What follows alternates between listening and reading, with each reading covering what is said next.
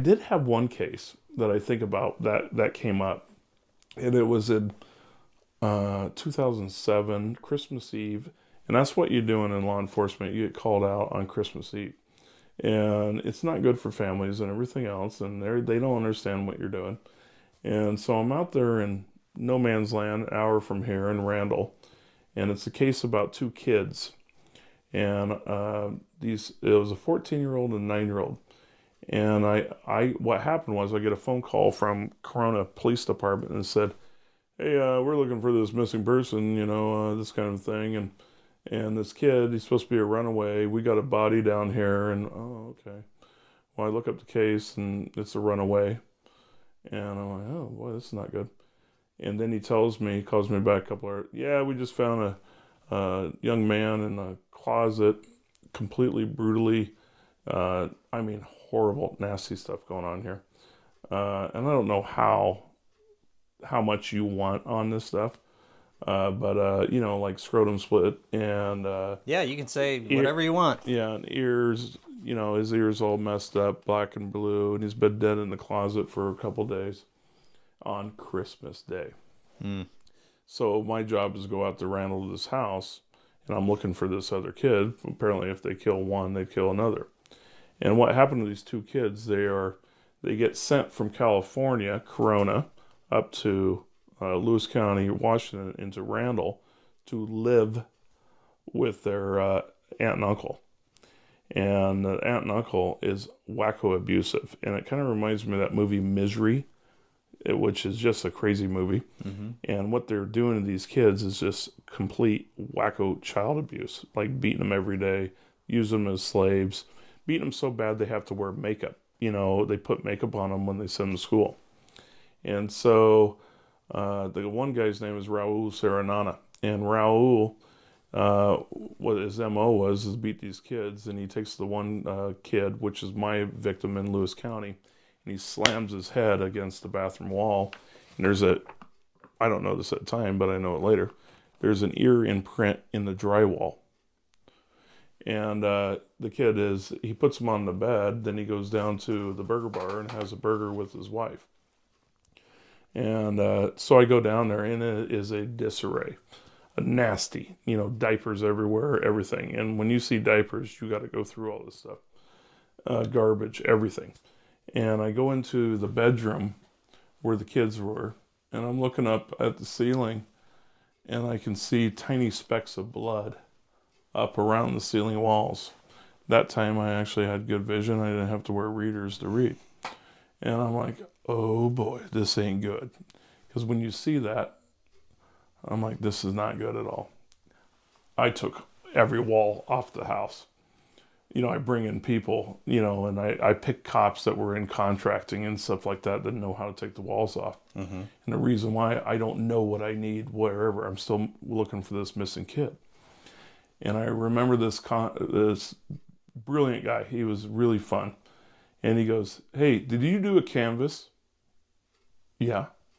"Well, tell me about your canvas." I went over and talked to the neighbor, and they don't know anything. "What do you mean?" "Well, he is from Corona Police Department. There is a huge amount of population over where I'm dealing with. Your neighbor is a mile away. There's no such thing of a canvas unless he wanted me to talk to deer or elk. And they don't talk. They run away from you." And so I'm dealing with this house, and I don't know what to take. I'm going through the garbage, and I find a bunk bed. I'm like, why would we not take a bunk bed? Take the bunk bed. I'm finding pictures of the kid. I find a journal. And this journal I find from my victim it was horrible. And I think there's a TV show on it, and the kid is writing every day. My uncle was upset today. He was mad at me. I should have done this. It's horrible. And so going through this case, what happened with this kid, his uncle kills him, puts him on a bed, and he goes down with his wife, and we called her Jabba. And she was a rather large woman. And they go down and eat burgers, and they come back, and the kid's dead. Of course, the kid's dead. You've been beating him for years. And he puts him in the garbage can. And then he goes to Home Depot and buys concrete and duct tape. And he used the duct tape to tie his body up to get his body in the concrete. And then he obviously doesn't know how to do concrete, because he puts the kid in the concrete and he mixes it up with the kid in the garbage can. You following me on this one? Yeah. And he puts the kid in the pump house. Well, all of a sudden, this FBI agent shows up to the house, 2 days later, and he's knocking on the door. It's not really an FBI agent, it's CPS, because the kid isn't at school. The 2 kids are not at school. So they freak out and they move. They move and they take the garbage can with the kid's remains in it, and the other brother is still alive, and they take him to Winlock. And they're at Winlock, and they're at another trailer park. And I'm thinking, these sons of bitches. You keep on going to every one of these houses, I got to do more work. And so he's at this trailer park, and the other one's alive. And what's really interesting about this one, for some odd reason in this whole detective world, every time I did a case, I get these red herrings, and they're called psychics.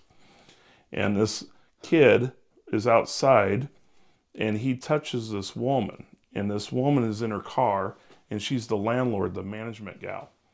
And he puts his hand on her, and she gets this weird feeling. Because, I'm talking, I interview her after they're gone and everything.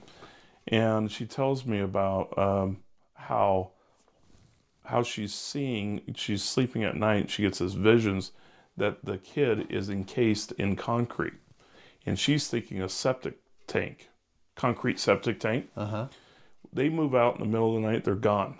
Because the FBI agent comes back to the house. Well, it's CPS. They think it's an FBI agent. That's how dumb these people are. And they're on their way to California with the remains in a garbage can and the kid's still alive. So messed up. They rent a U-Haul and they pull a van behind it, and they put the garbage can and the young man's remains in that behind it, inside the van. And the aunt and uncle and the newborn baby and the dogs are up front, and the brother is in the back of the van. It's horrible. And they drive all the way from Chehalis to Corona, California.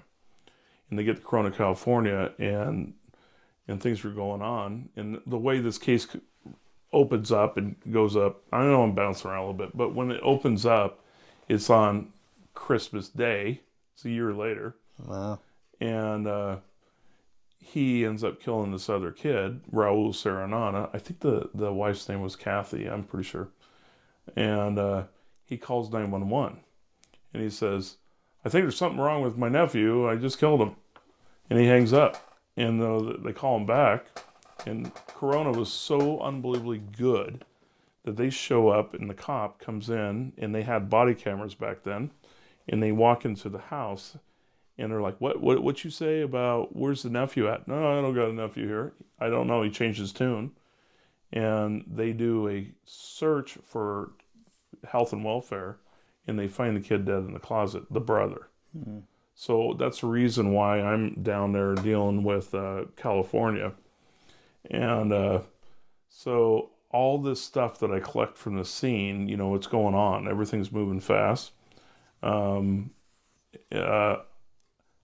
It's carpet. It is everything from this house, because you don't know. You don't know what's going to be important.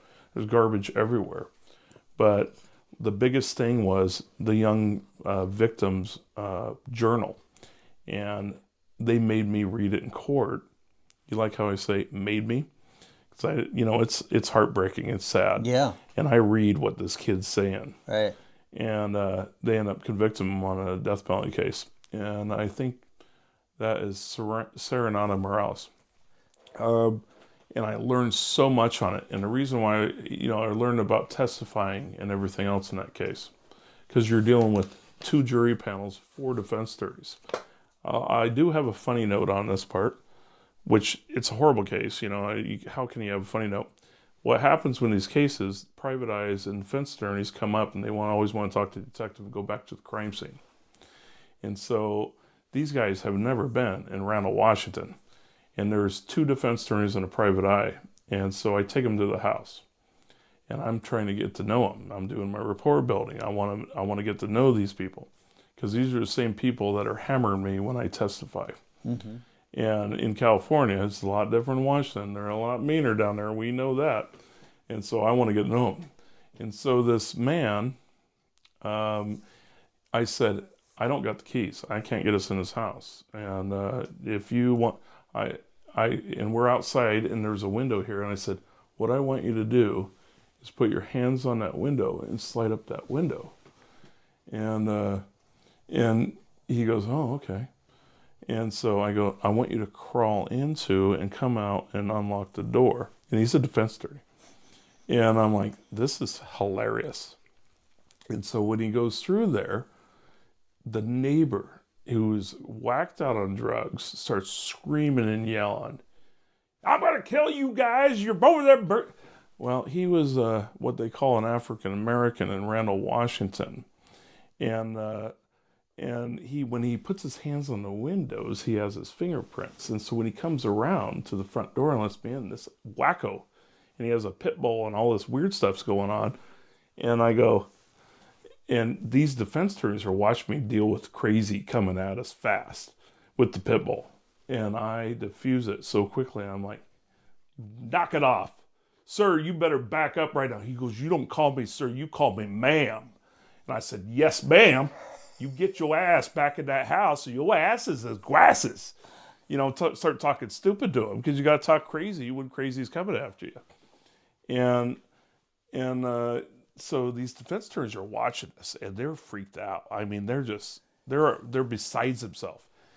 And I go, listen, I got to take a burglary report. I got to take fingerprints off this window. I think we got a burglary. And he goes, what are you talking about? Someone broke in this house, and I don't have keys. I don't know what you're doing. And so it's a rapport build. And I think when I testified in there for 2 days on the stand, they were nicer to me. They're like, Bruce, pretty good guy. You know, he took care of that deal. You know, and it's just being nice to people. Yeah. And showing personality. Yeah. And just being me. Right. Quit acting like you're a cop. Be a person. And I think a lot of them get mixed up with that.